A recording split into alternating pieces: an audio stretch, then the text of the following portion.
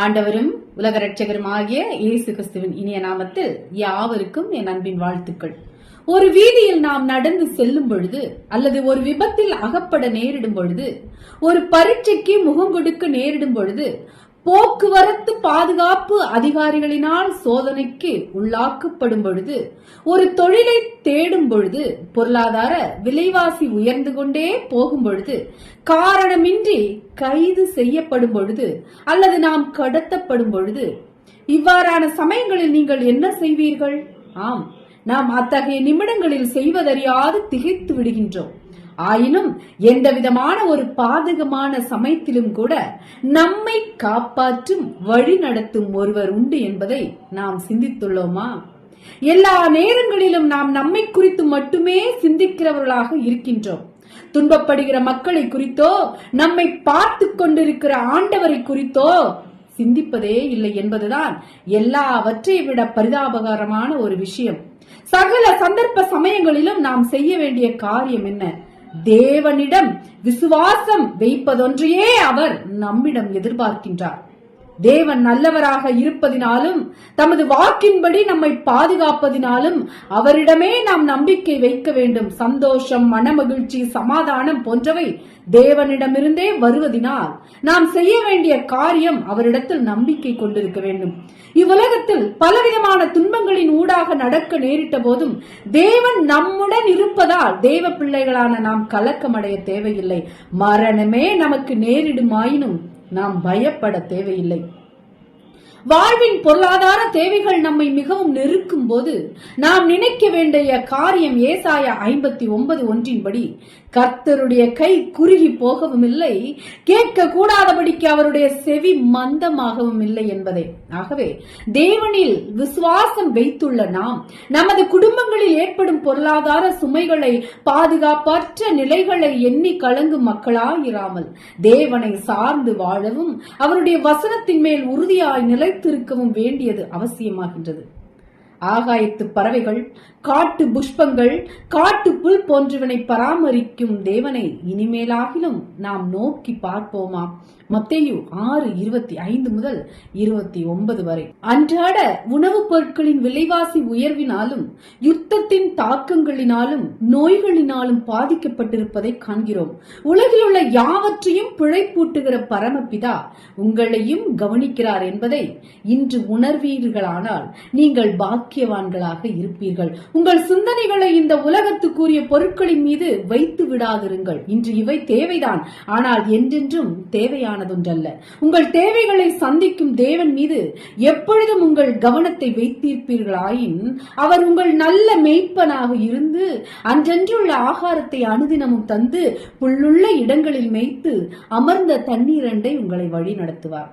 தினம் தினம் கவலைப்படும் மனிதர்களின் மத்தியில் கடைசி வரை நம்மை பாதுகாக்கும் சர்வ வல்ல தேவனின் கருத்திலே தஞ்சம் புகுந்தவர்களாக வாழ்கின்றோமா?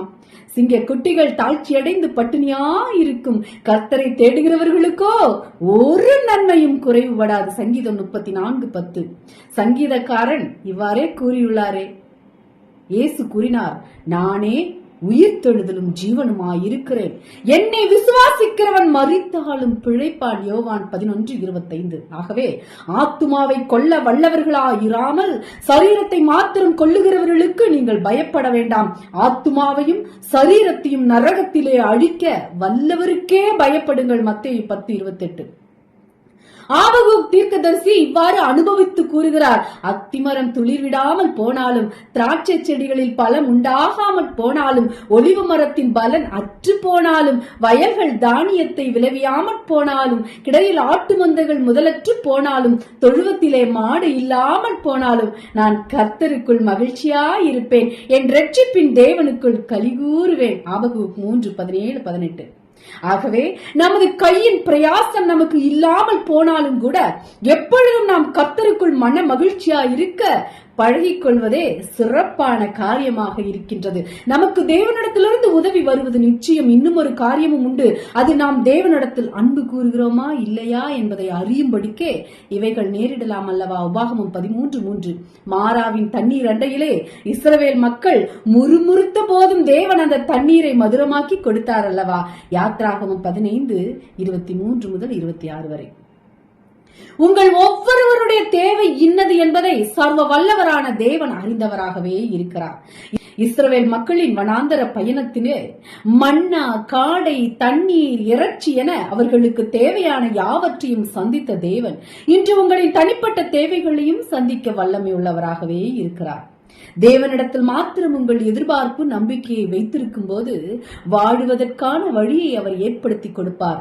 ஏலிமில் இஸ்ரவேல் மக்கள் இளைப்பாரி அங்கு தங்கியது தேவனுடைய இரக்கத்தினால் மாத்திரமே. நமது வாழ்க்கையில் சுமை நம்மை அழுத்துகையில் தேவன் ஒருவரே நமது முழு எதிர்பார்ப்பையும் நிறைவேற்றுபவராக இருக்கிறார்.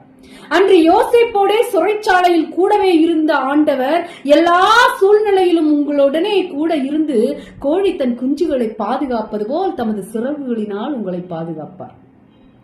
உன் பக்கத்தில் 1000 பேரும் உனது வலதுபுறத்தில் 10,000 பேரும் விழுந்தாலும் அது உன்னை அணுகாது. சங்கீதம் 91:4-7 எனவே நீங்கள் பயப்படாமல் நம்பிக்கையோட வாழுங்கள். தேவன் உங்கள் வழிகளை எல்லாம் உங்களை காப்பாற்றுவார். நீங்கள் அவரை நோக்கி கூப்பிடும் போது அவர் உங்களுக்கு மறு உத்தரவு அருளி செய்வார். இவை எல்லாவற்றை பார்க்கிலும் மாறாத அவருடைய வாக்குத்தத்தமானது, ஆபத்தில் நானே அவனோடு இருந்து அவனை தப்புவித்து அவனை கனப்படுத்துவேன். சங்கீதம் 91:15 என்பதாகும்.